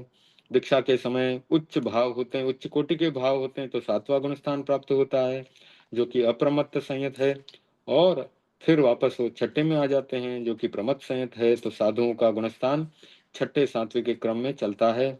लेकिन जब जीव बहुत प्रयत्न करता है, जब कर्मों का क्षय करने का बहुत प्रयत्न किया जाता है, तब वह क्षपक श्रेणी लेता है, यानी 6ठा 7वां करके 8वें गुणस्थान में ऊपर चढ़ता है। फिर 8वें से 90, 90 से 10वें, 10वें से फिर या तो 12वें में चला जाता है, और या फिर 11वें में जाता है। 11वें में अगर जाता है तो वापस नीचे उतरता है, उसको उपशम श्रेणी कहते हैं। और 12वें में चले जाता है तो वो क्षपक श्रेणी है, क्योंकि 12वें में वहां पर सभी कर्मों का क्षीण करके 13वां गुणस्थान प्राप्त कर लेता है और केवली बन जाता है। जब केवली बन जाता है तो मोक्ष प्राप्ति का पक्का उनको जो है निर्णय हो जाता है कि उनको मोक्ष आगे प्राप्त हो ही जाएगा। क्योंकि जब 4 घाती कर्म क्षय हो गए और केवल्य की प्राप्ति कर ली, तो उसके बाद बाकी के अघाती कर्म जो है क्षय करके मोक्ष प्राप्त कर लेता है जीव। तो जब केवल्य की प्राप्ति हो जाती है तो वहां से आत्मा वापस नीचे की तरफ नहीं आती, वहां से फिर आत्मा का ऊर्ध्वारोहण हो जाता है, बाकी अघाती कर्मों का क्षय कर आत्मा मोक्ष को प्राप्त कर लेती है। तो हमने आगे यहाँ पढ़ रहे थे हम कि कठोर साधना के द्वारा प्रभु ध्यानावस्था में क्षपक श्रेणी पर आगे चढ़े, घाती कर्मों को क्षय करके सर्वज्ञता प्राप्त कर ली। देवों ने उत्सव किया, प्रभु ने तीर्थ की स्थापना की। प्रथम देशना में ही बड़ी संख्या में साधु साध्वी और श्रावक और श्राविकाएं बन गए। अब कैसे सगर को वैराग्य होता है? सगर कौन थे? वह चीत शत्रु के छोटे भाई युवराज सुमित्र के पुत्र थे, यानी भगवान अजितनाथ के कजिन, चाचा के लड़के, चचेरे भाई थे। तो वे चक्रवर्ती थे। तो भगवान चिरकाल तक धर्म चक्र का प्रवर्तन करते रहे। लाखों लोग अध्यात्म के आलोक से आलोकित हुए। उनके शासन काल में ही उनके भाई सगर चक्रवर्ती बने और एक निमित्त के साथ सब कुछ छोड़कर वे आत्मस्थ बन गए। चक्रवर्ती सगर के 60,000 पुत्र थे। उन वे अपने पिता के परम भक्त थे। एक बार उन्होंने सोचा, पूज्य पिताजी को प्रतिदिन नया कुआं खोद करके पानी पिलाना चाहिए।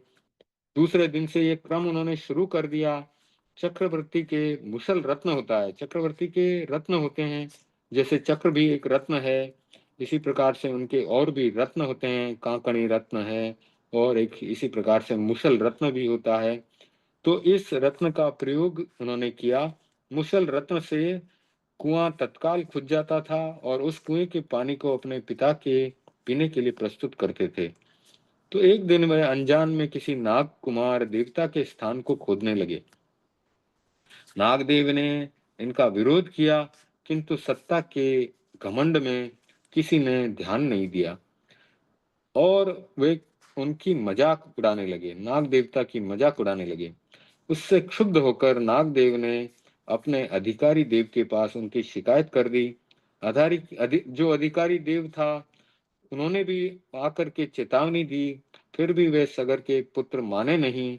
तब अधिकारी देव ने क्रुद्ध होकर उस कुएं में इतने वेग से पानी निकाला कि सब उस पानी के प्रवाह में बह करके मर गए। जैसे कैसे बाढ़ आती है अपने यहाँ नदियों में, बाढ़ में कई लोग बह जाते हैं, उसी प्रकार से बहुत तेज गति से पानी निकाला और वे सगर चक्रवर्ती के 60,000 पुत्र एक साथ मर गए। सम्राट सगर की कुल देवी भी इस भवितव्यता को टाल नहीं सकी।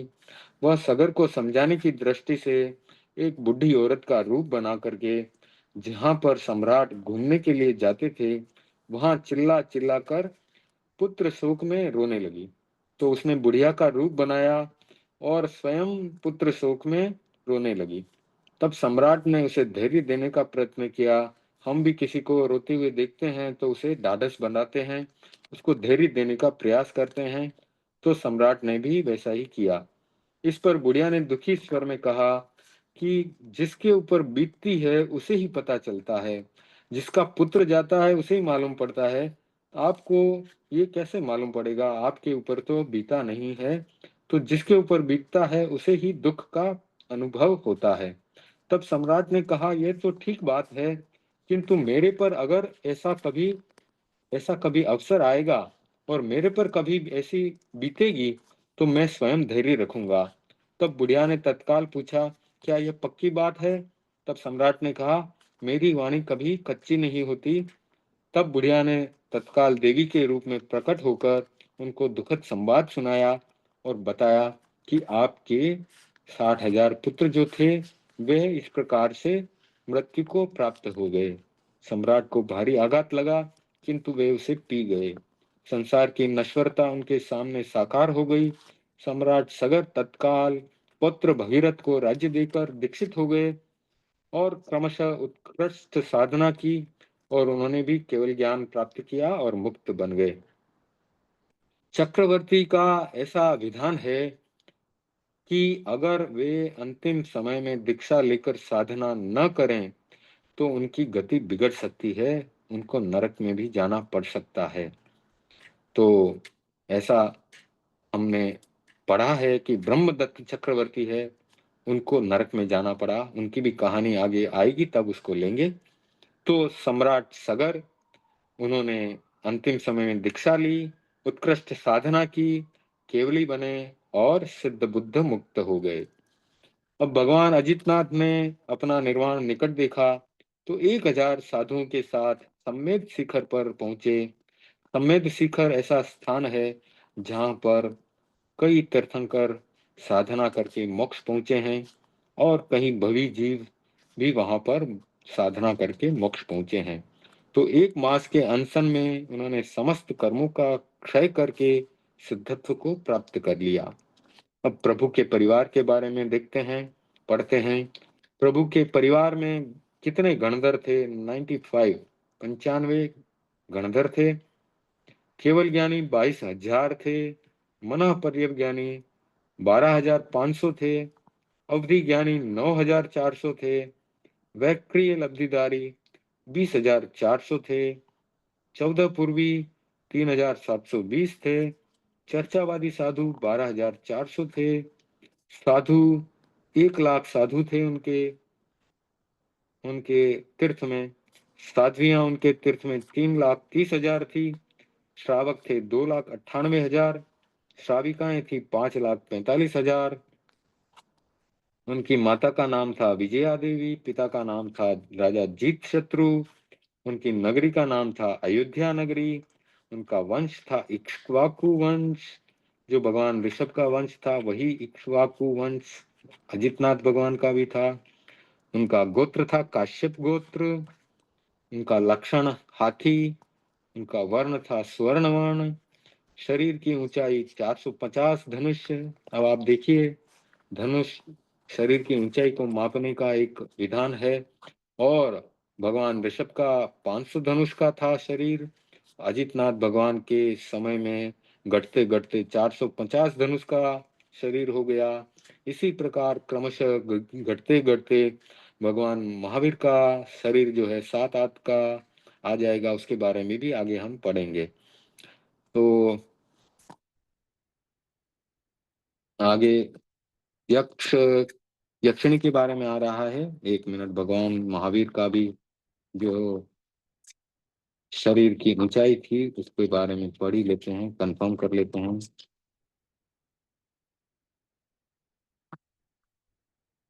भगवान महावीर की शरीर की ऊंचाई बराबर है 7 हाथ थे। तो इस प्रकार से क्रमशः जो है शरीर की ऊंचाई कम होती जाती है। तीर्थंकर पहले तीर्थंकर के समय में 500 धनुष, दूसरे तीर्थंकर के समय में 450 धनुष, और आगे चल करके धीरे धीरे धीरे धीरे शरीर की ऊंचाई कम होती जा रही है। अब यक्ष के बारे में बताया गया, महायक्ष। यक्षिणी का नाम बताया गया अजित बला। कुमार काल उनका था 18 लाख पूर्व का। राज्य काल था एक पूर्वांग अधिक 53 लाख पूर्व का, मतलब 53 लाख पूर्व से थोड़ा ज्यादा। छद्मस्त काल था 12 वर्ष का। कुल दीक्षा पर्याय था उनका 1 लाख पूर्व में एक पूर्वांग कम। आयुष्य कितना था? कुल आयुष्य था उनका 72 लाख पूर्व का। उनके 5 कल्याणक क्या थे? च्यवन कल्याणक, वैशाख शुक्ला तृतीया, नहीं तेरस। च्यवन कल्याणक भगवान अजितनाथ का वैशाख शुक्ला तेरस को। स्थान था विजय और रोहिणी नक्षत्र में था। उनका जन्म हुआ माघ शुक्ला अष्टमी को अयोध्या में, रोहिणी नक्षत्र में हुआ। दीक्षा कब हुई? दीक्षा हुई माघ शुक्ला नवमी के दिन, वो भी अयोध्या में हुई और रोहिणी नक्षत्र में हुई। केवल ज्ञान उनको हुआ पोष शुक्ला 11 के दिन, वो भी अयोध्या में और रोहिणी नक्षत्र में हुआ। उनका निर्वाण होता है चैत्र शुक्ला पंचमी के दिन सम्मेद शिखर पर, और मृग शीर्ष नक्षत्र उस समय था। इस प्रकार से अजितनाथ भगवान का जीवन चरित्र हमने पढ़ा। आगे आता है भगवान श्री संभवनाथ का जीवन चरित्र। तीसरे तीर्थंकर भगवान संभवनाथ। महापुरुष कोई भी एक दिन में नहीं बन जाता है। इसके लिए वर्षों नहीं कई कई जन्मों तक साधना करनी पड़ती है। भगवान श्री संभवनाथ के जीव ने भी अनेक भवों में साधना की थी, मानवीय गुणों का विकास किया था। उसी के परिणाम स्वरूप वे तीर्थंकर बने।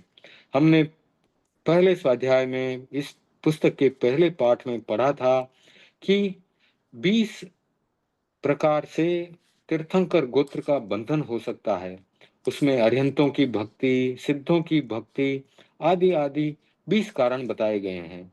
तो उन कारणों में किसी एक कारण का भी बहुत अच्छे से प्रयोग किया जाए तो तीर्थंकर गोत्र का बंधन हो सकता है। अरिहंत भक्ति, सिद्धों की भक्ति, बहुश्रुत साधु संतों की भक्ति, आचार्यों की भक्ति, विनय आदि आदि, तप, ध्यान, साधना आदि आदि बहुत सारे 20 प्रकार हैं जिसके द्वारा हम तीर्थंकर गोत्र को बांध सकते हैं। प्रवचन के प्रति भक्ति, गुरु की उपासना सेवा करना, स्थविर की उपासना सेवा करना, बहुत श्रुत साधु संतों की उपासना सेवा करना, तपस्वी मुनि की उपासना सेवा करना, ध्यान में निरंतर उपयोग रखना, आदि आदि ऐसे 20 हैं। दोष रहित सम्यक्त्व की अनुपालना करना, गुणी जनों का विनय करना, विधि पूर्वक आवश्यक प्रतिक्रमण आदि करना, शील और व्रत का निरतिचार पालन करना, यानी उसमें दोष दाग धब्बा नहीं लगाना, वैराग्य भाव में वृद्धि करना, तप और त्याग में एकदम लीन रहना, संलग्न रहना, हर समय तप त्याग में लीन रहना, अग्लान भाव से भैया वृत्ति करना, सेवा करना, किसी के मन में समाधि उत्पन्न करना, उसको स्थिर करना, कोई धर्म के मार्ग से अगर विचलित हो रहा है उसके मन में समाधि उत्पन्न करके उसको फिर से धर्म के मार्ग पर लगाना, अपूर्व ज्ञान का अभ्यास करना, जो जो ज्ञान हमें नहीं पता है उस नए नए ज्ञान का अभ्यास करना, प्राप्त करना, उसे वीतराग के वचनों पर गहरी आस्था रखना, उस पर दृढ़ श्रद्धा का होना, सुपात्र को दान देना, संयमी जो साधु संत हैं उनको दान देने की भावना, उत्कृष्ट भावना रखना, जिन शासन की प्रभावना करते रहना, यानी जो हम कोई भी जिन शासन की संघ की सेवा में कोई अच्छा काम कर सकें, कोई साधु संतों का प्रवचन का कोई अच्छा काम कर सकें, उसका प्रचार कर सकें, उसकी अनुमोदना कर सकें, उस प्रकार का कोई ऐसा काम करें जिससे कि संघ की प्रभावना हो, संघ का नाम हो, संघ का विकास हो, उस सब से हमें तीर्थंकर गोत्र के बंधने की संभावना रहती है। अब भगवान संभवनाथ के पूर्व भव के बारे में पढ़ते हैं थोड़ा सा। एक बार वे धातकी खंड द्वीप के एरावत क्षेत्र में क्षेमपुरी नगरी के विपुल वाहन नामक राजा थे। राज्य में भयंकर दुष्काल पड़ा। अकाल पड़ता है ना, तब बारिश नहीं होती और अनाज जो है कम पड़ने लग जाता है। तो राजा के मन में अपने कर्तव्य के प्रति भावना आई, दायित्व का भाव आया और उसने अपने भंडार को खोल दिया सबके लिए। जो जरूरतमंद है उसको जो चाहे वो ले जाए। अधिकारियों को निर्देश दिया कि भंडार में भले कुछ न बचे किंतु राज्य का एक भी व्यक्ति भूखा नहीं रहना चाहिए। राज्य ने बाहर से अन्न मंगाया, गांव गांव में अन्न क्षेत्र बनाए, स्वयं देहाती क्षेत्रों का दौरा किया और अन्न वितरण की व्यवस्था को देखा। राज्य में चल रहे विकास कार्यों की गतिविधि को देखा। राजा के इस आत्मीय व्यवहार से प्रजा में अद्भुत एकात्मकता आ गई। दुष्काल के कारण अनेक साधु सुदूर जनपदों में चले गए थे, किंतु कुछ शरीर से अस्वस्थ या अक्षम साधु और उनकी परिचर्या करने वाले मुनि अभी भी शहर में थे। उन्हें शुद्ध आहार कभी मिलता और कभी नहीं मिलता। जानकारी मिलते ही राजा तत्काल मुनियों के पास गया और भोजन के लिए निमंत्रण दिया। मुनि की चर्या से राजा अपरिचित था। मुनियों ने अपने कल्प अकल्प की विधि बतलाई। राजा ने निवेदन किया, कोई बात नहीं, राजमहल में अनेक भोजनालयों में सात्विक भोजन बनता है। मेरे सहित सभी व्यक्ति कुछ न कुछ कम खाकर अवनोदरी करके आपको दे देंगे। आप पधारें महलों में। मुनि महलों में गए, राजमहल से यथोचित आहार लिया। राजा ने शहर में अन्न संपन्न व्यक्तियों को भी समझाया। वे भी मुनियों को भक्ति से भिक्षा देने लगे और दुष्काल के दिनों में भी प्रतिदिन राजा ने संतों को आहार मिला या नहीं इसकी जानकारी ली और धर्म की दलाली की।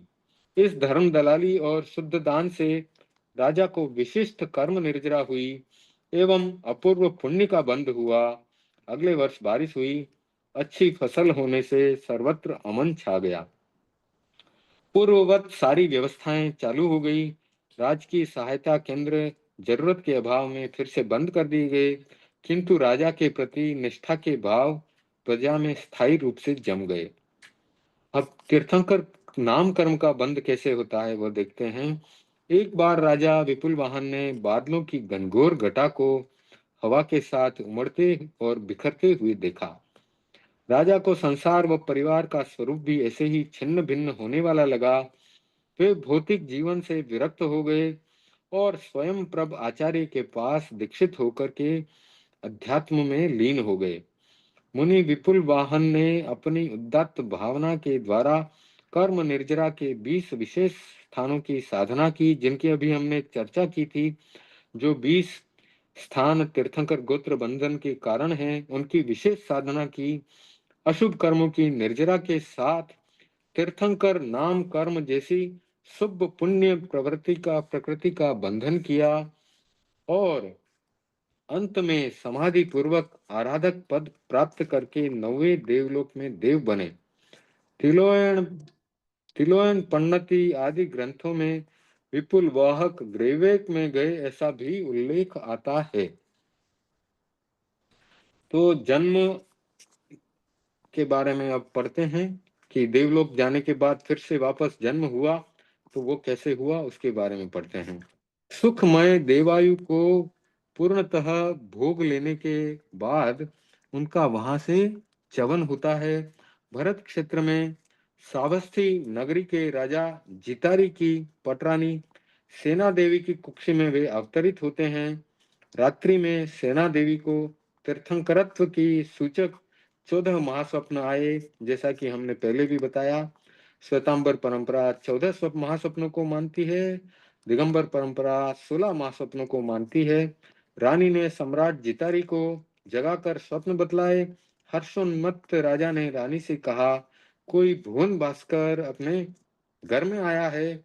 वे स्वप्न उसी के सूचक हैं।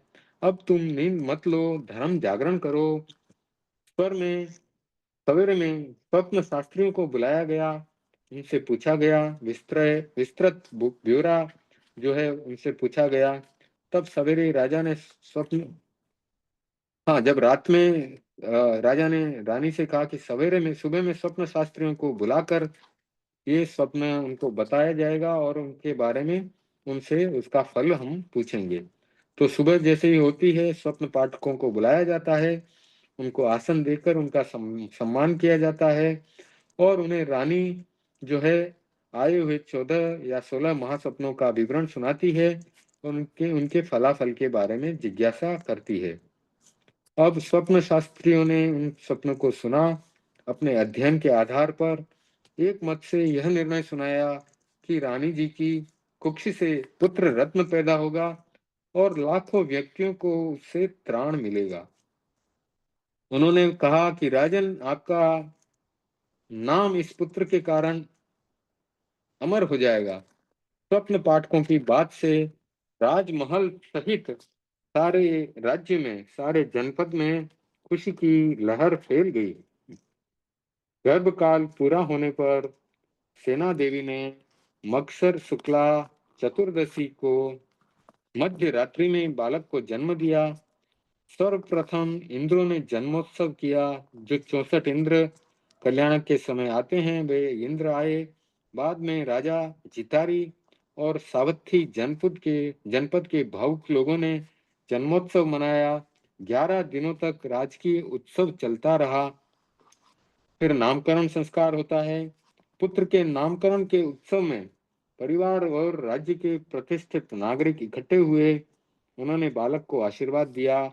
नाम के संबंध में सम्राट जितारी ने बताया कि इस बार राज्य की पैदावार अभूतपूर्व हुई है।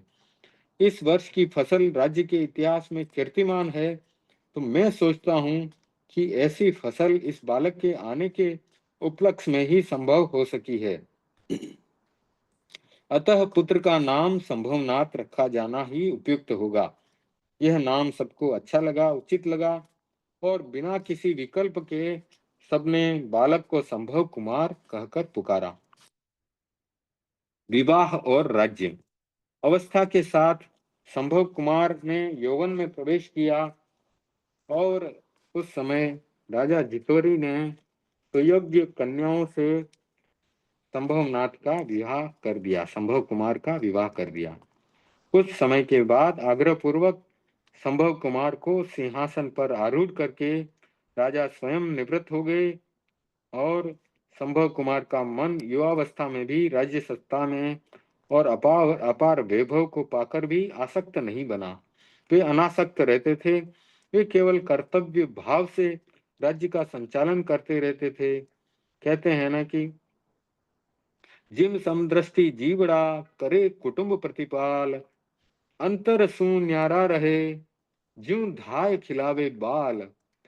तो किस प्रकार से अनासक्त रहना है ये इसमें बताया गया है कि जो सम्यक दृष्टि जीव होते हैं, ज्यों समदृष्टि जीवड़ा करे कुटुंब प्रतिपाल, वे कुटुंब का प्रतिपाल किस प्रकार से करते हैं, गृहस्थ अवस्था में रहते हुए भी अनासक्त भाव से करते हैं। कैसे? जैसे कि जो धाय माता होती है, वह पुत्र उनका नहीं होता है धाय का, क्योंकि वो धाय माता है। तो राजा के पुत्रों को संभालती थी धाय माताएं, वे उनका प्रतिपालन सजग रूप से करती है, लेकिन भीतर में तो उसके मन में यही रहता है कि यह मेरा बेटा नहीं है। तो अंतर सु न्यारा रहे, इस प्रकार से वे जो है अपनी धाय माताएं राजाओं के पुत्रों का प्रतिपालन करती थी।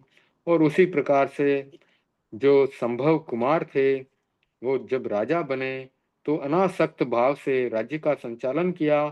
उनके शासन काल में राज्य में अद्भुत शांति रही, चारों ओर समृद्धि का वातावरण छाया रहा।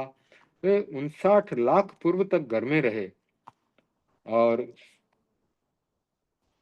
फिर उनकी दीक्षा का समय आता है। तो भोगावली कर्मों की परिसमाप्ति निकट समझकर भगवान ने वर्षिदान दिया। भगवान के अभिनिष्क्रमण की बात सुनकर अनेक राजा व राजकुमार विरक्त होकर के राजा संभव के साथ घर छोड़ने को तैयार हो गए। निश्चित तिथि मिक्सर शुक्ला पूनम को 1000 राजा व राजकुमारों के साथ राजा संभव जो है सहस्राम्र वन में आए।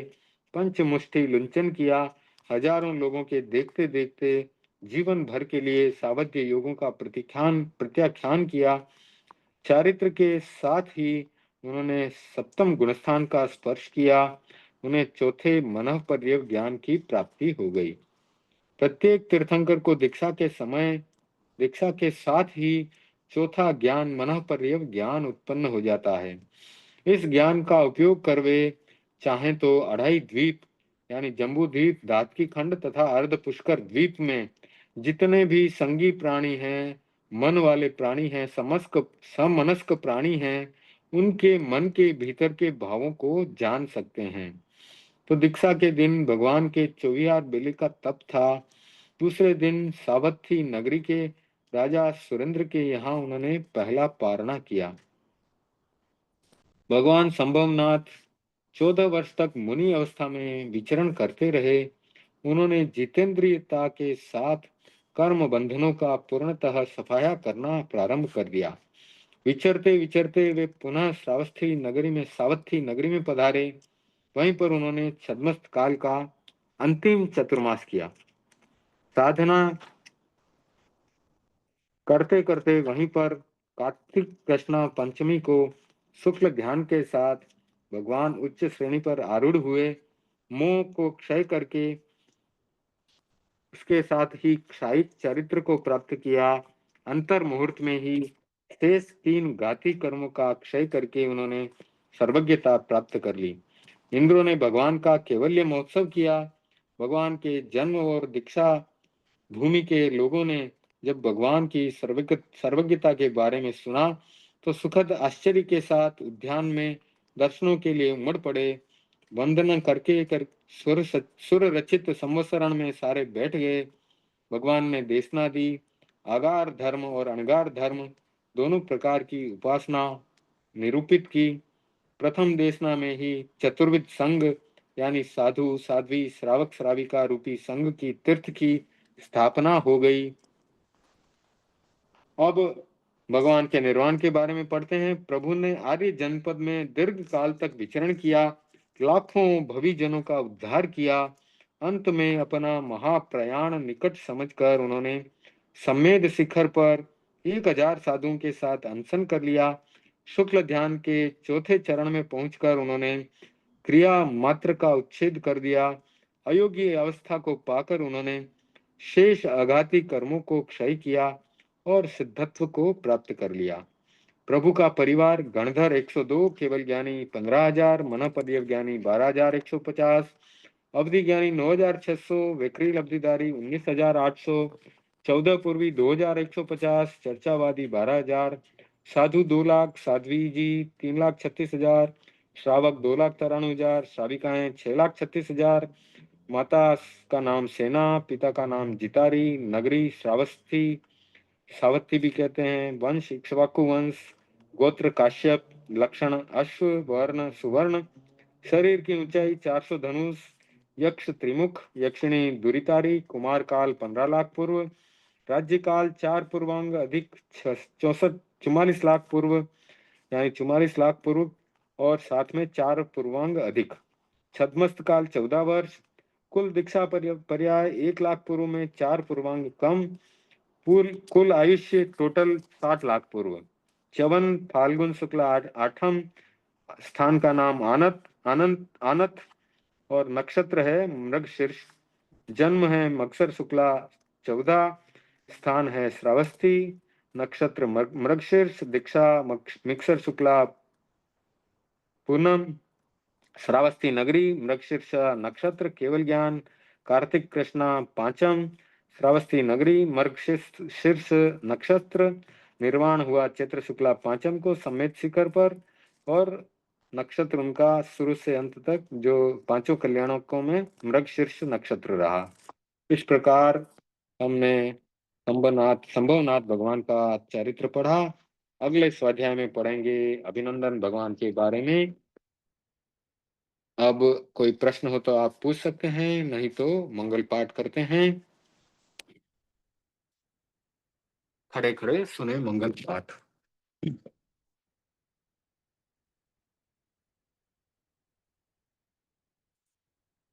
नमो अर्थंताणं, नमो सिद्धाणं, नमो ऐर्याणं, नमो वज्राणं, नमो लोई सब्ब साहुणं, एसो पंचण मुक्कारो सब्ब पाप पणासनो, मंगलाणं च सब्बेसिं परमं हवै मंगलम्। चत्तारि मंगलम अरहंता मंगलम सिद्धा मंगलम, साहु मंगलम केवली पणत्तो धम्मो मंगलम। चत्तारि लोगुत्मा अरहंता लोगुत्मा सिद्धा लोगुत्मा, साहु लोगुत्मा केवली पणत्तो धम्मो लोगुत्मो। चत्तारि शरणं पवज्जामि अरहन्ते शरणं पवज्जामि, सिद्धे शरणं पवज्जामि, साहु शरणं पवज्जामि, केवली पणत्तं धम्मं शरणं पवज्जामि। धम्मो मंगलमुख्यम अहिंसा संजमो तवो, देवावितं नमन्सन्ति जस्स धम्मे सयामणो। चैत्ताभारहं वासं चक्रवर्ती महिड्यो, संति संति करे लोये तत्तो गई मणुत्तरम। देवदानव गंधर्वा जख रक्षस किन्नरा, वम भयारिं नमन्सन्ति दुक्करं जे करन्ति तम्। सर्वमंगल मंगल्यम सर्वकल्याण कारणम, प्रधानम सर्वधर्माणां जैनम जयति शासनम। मंगलम भगवान वीरो मंगलम गौतमो गणि, मंगलम स्थूलिभद्राध्या जैन धर्मोस्तु मंगलम। मंगलम मतिमान भिक्षु मंगलम भारमल्लकः, मंगलम राय चंद्राध्या मंगलम तुलसी गुरु, महाप्रज्ञोस्तु मंगलम, महाश्रवणोस्तु मंगलम, तेरा पंथोस्तु मंगलम। विघ्नहरण मंगल करण स्वाम भिक्षुनो नाम, गुण गोलक सुमरण कर्या सरे चिंत्या काम। विघ्नहरण मंगल करण स्वाम भिक्षुनो नाम, गुण गोलक सुमरण कर्या सरे चिंत्या काम। विघ्नहरण मंगल करण स्वाम भिक्षुनो नाम, गुण गोलक सुमरण कर्या सरे चिंत्या काम, सरे अचिंत्या काम, सरे चिंत्या काम। अंगूठे अमृत बसे लब्धि तना भंडार, श्री गुरु गौतम सुमरिये मन वांछित फलदातार, मन वांछित फलदातार। हुवसग्गहरं पासं पासं वन्दामि कम्म गणमुक्कं, विषहर विषनिन्नासं मंगल कल्याण आवासं, विषहर पुल्लिंग मंत्रं कंठे धारय जय श्यामणो। तस् गह रोग मारी उठ जरा जंति ओसाणं, चिट्ठव दूरे मंतो तुझ प्रणामो विबहुफलो होई। नर तिरियेसु विजीवा पावंति न दुख दोहगम, तुह समत्ते लद्धे चिंतामणि कप पाए वब्बहिये, पावंती अभिज्ञानम जीवा ऐरामरम ठाणम। इह संतो महायश भक्ति भर निभरेण हीण, ता देव दिज बोहि भवे भवे पास जनचंद, भवे भवे पास जनचंद। ओम अरहम। जय जिनेन्द्र। परम पूज्य गुरुदेव के प्रति कृतज्ञता आभार। आज की इस मीटिंग को यही संपन्न करते हैं। ओम अरहम। सादर जय जिनेन्द्र।